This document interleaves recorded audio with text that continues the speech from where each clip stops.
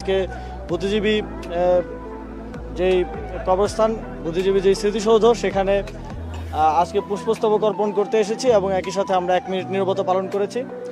স্বাধীনতার 54 বছর পর যখন স্বাধীনতা যুদ্ধে আমাদের এদেশে সাহসী বীররা ঝাঁপিয়ে পড়েছিলেন, তারা যেই প্রত্যাশার জায়গা থেকে ঝাঁপিয়ে পড়েছিলেন সেখান থেকে প্রাপ্তির পরিমাণটা অনেক কম।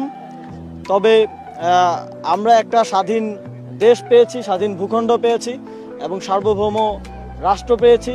সেটা প্রতিষ্ঠার লড়াইটা আমাদেরকেই গত 54 বছরও করে যেতে হয়েছে। সর্বশেষ এডিশন হচ্ছে 2024, যেখানে আরও শত সহস্র মানুষকে জীবন দিতে হয়েছে স্বাধীনতা এবং সার্বভৌমত্ব রক্ষার জন্য।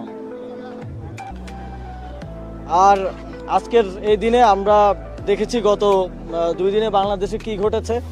আমরা দেখেছি ঠিক পাকিস্তানি হানাদার বাহিনী যেভাবে পরাজিত হওয়ার আভাস পেয়ে এদেশকে মেধাহীন করতে চেয়েছিল, ঠিক